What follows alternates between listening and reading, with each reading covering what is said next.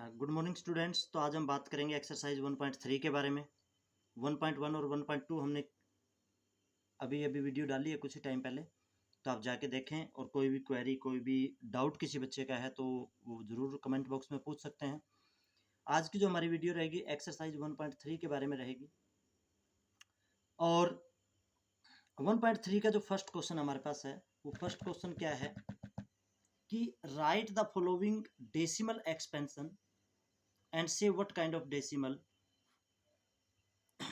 Decimal from each has, कि किस type का डेसिमल है वो भी हमें बताना है, कि टर्मिनेटिंग है कि नॉन टर्मिनेटिंग है। सबसे पहले इन सभी नंबर्स का हमें डेसिमल लिखना है। एक्सरसाइज 1.3 फर्स्ट क्वेश्चन करेंगे। कुछ नंबर्स हमारे पास गिवन है फर्स्ट क्वेश्चन के अंदर। सबसे पहले ए पार्ट पे हम देखें तो हमारे पास है 36/100। 36 को 100 से डिवाइड किया गया है। 36 न्यूमरेटर हमारे पास है और 100 जो है डिनोमिनेटर है।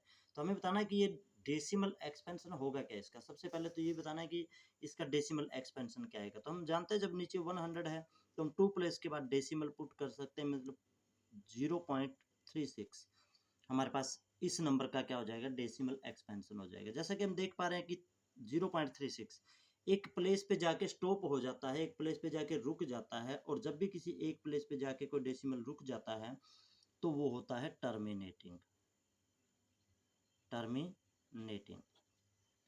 उसके बाद बी पार्ट में हम देखें तो हमारे पास है 1/11।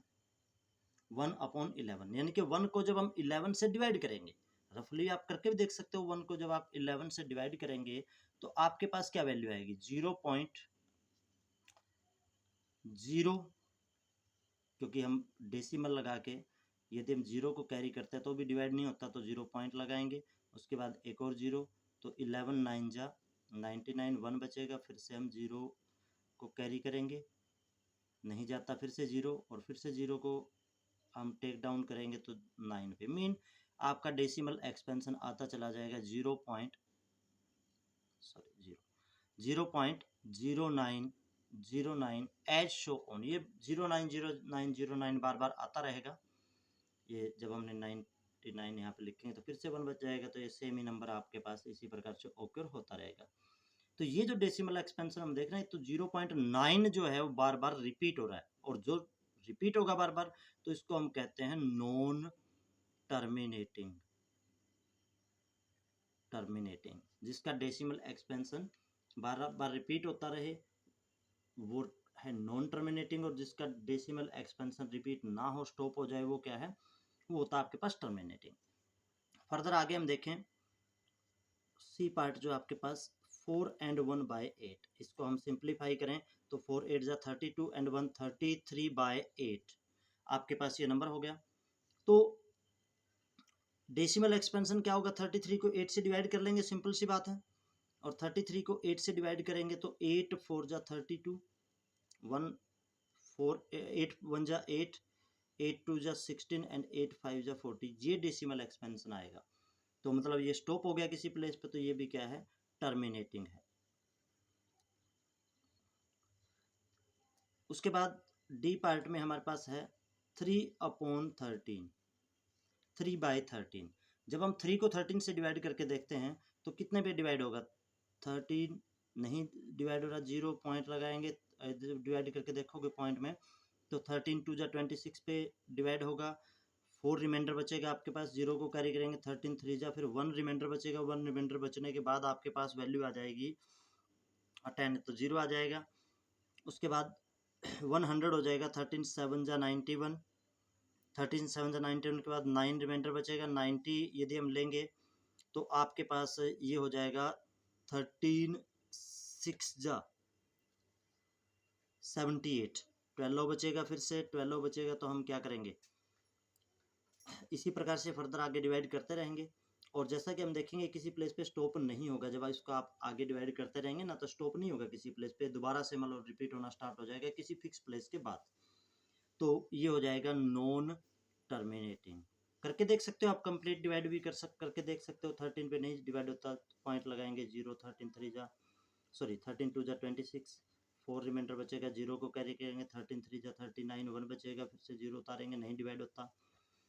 फिर से हम एक और 0 हम यहाँ पे लेंगे तो आपके पास 100 हो जाएगा। तो 13 7 जा 90 1 होता है, यहाँ पे 9 बचेगा, फिर से 0 करेंगे, 13 6 जा 72 सॉरी 78 2 बचेगा, फिर से 0 आ गई आपके पास, 13 1 जा 13 आ गया, यहाँ पे 7 बच गया आपके पास में, 7 बच गया तो फिर से 0 लेंगे हम, तो 13 5 जा होता है 65, फिर से 5 बच जाएगा और फिर से 0 लेंगे तो 13 3 जा 39 आपके पास 12 बच जाएगा, फिर से 0 उतारेंगे। तो इस प्रकार से चलता रहेगा, काफ़ी प्लेस के बाद ये आगे जाके रिपीट होना स्टार्ट होगा, तो आप इसमें लिख सकते हैं, ये होगा आपका नॉन टर्मिनेटिंग। उसके बाद जो ई पार्ट है उसमें भी उसमें है 2/11। 2/11 को भी आप इसी प्रकार से सिंप्लीफाई कर सकते हैं। सबसे पहले डिवाइड नहीं होगा, 11 1 पे जाएगा, 20 है तो 90 बच जाएगा, 9 बच जाएगा आपके पास, 90 हो जाएगा, 8 पे चला जाएगा, 2 बचेगा फिर से, तो मतलब 1 8 1 8 1 8 जो है ये चलता रहेगा। और उसके बाद आपके पास है एफ पार्ट 329/400, 39/400 आपके पास है।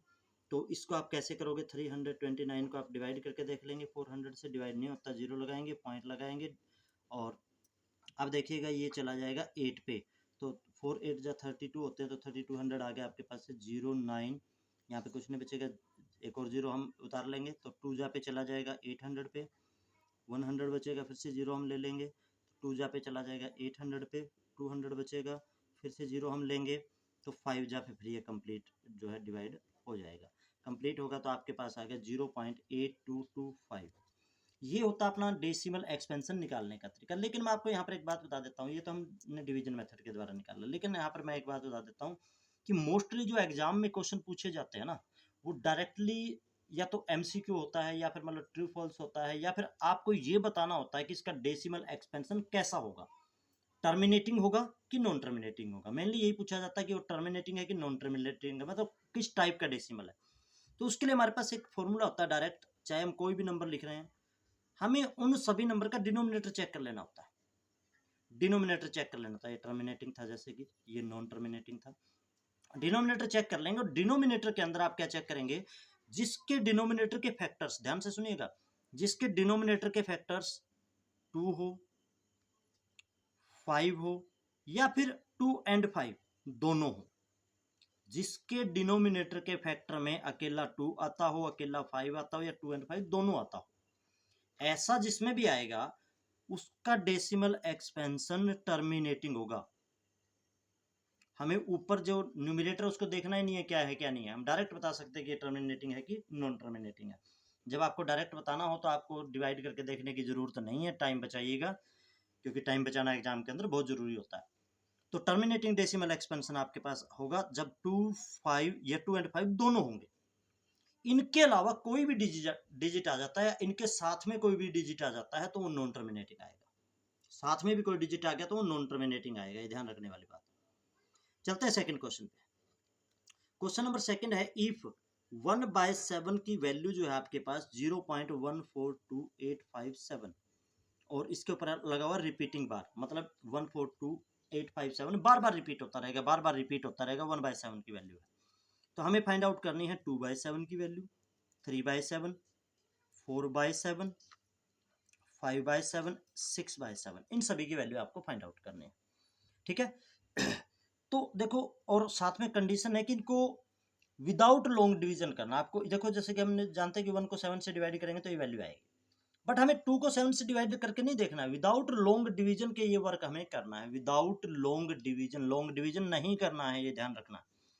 तो नहीं करना तो हम क्या करेंगे, 2/7 इसको हम 2 मल्टीप्लाई विद 1/7 भी तो लिख सकते हैं, 3/7 3 मल्टीप्लाई 1/7 लिख सकते हैं, 4 मल्टीप्लाई 1/7 लिख सकते हैं, 4/7 को, 5/7 को 5 मल्टीप्लाई 1/7, और 6 को 6 मल्टीप्लाई विद 1/7 लिख सकते हैं। और देखो सभी जगह पे 1/7 आ गया, और 1/7 की वैल्यू हमारे पास अवेलेबल है, तो हम क्या करेंगे, 2 मल्टीप्लाई विद 1/7 है, तो 1/7 की वैल्यू को यहाँ पर पुट कर देंगे, और इन दोनों के मल्टीप्लाई कर देंगे तो आंसर आ जाएगा आपका। 2 से मल्टीप्लाई करोगे 14, 10 एंड 1 11, 8 जा 16 एंड 1 17 हो जाएगा ये। उसके बाद 2 2 जा 4 एंड 1 5, 2 4 जा 8, 2 1 जा 2, 0.285714 ये आपके पास आ जाएगा इसका डेसिमल एक्सपेंशन। फर्दर भी आगे आपको ऐसे ही करना है, इसको 3 से मल्टीप्लाई कर लेना, इसी वैल्यू को फिर 4 से कर लेना, 5 से कर लेना, 6 से कर लेना, तो वो रिस्पेक्टिवली 3/7, 4/7, 5/7 एंड 6/7 की जो है वो वैल्यू आ जाएगी आपके पास में। चलते हैं नेक्स्ट क्वेश्चन के ऊपर। नेक्स्ट क्वेश्चन है आपका क्वेश्चन नंबर 3, जो कि आपके पास क्या है, express the following in the form of p/q where p and q are integers and q is equal not 0। p/q के फॉर्म में लिखना, जैसे आपके पास है 0.6 और 6 के ऊपर लगी हुई है रिपीटिंग बार। देखो एग्जांपल के रूप में यदि हमें 0.6 होता है अकेला तो हम सिंपली इसको 6/10 लिख देते हैं, कोई प्रॉब्लम नहीं थी। लेकिन अब हमें क्या करना है, अब ये है आपके पास नॉन टर्मिनेटिंग फॉर्म में, इट मीन्स टू से ये वैल्यू है आपके पास 0.6666 जो है इनफाइनाइटली रिपीट होता रहेगा, बार बार आता रहेगा, स्टॉप नहीं होगा कहीं पर भी।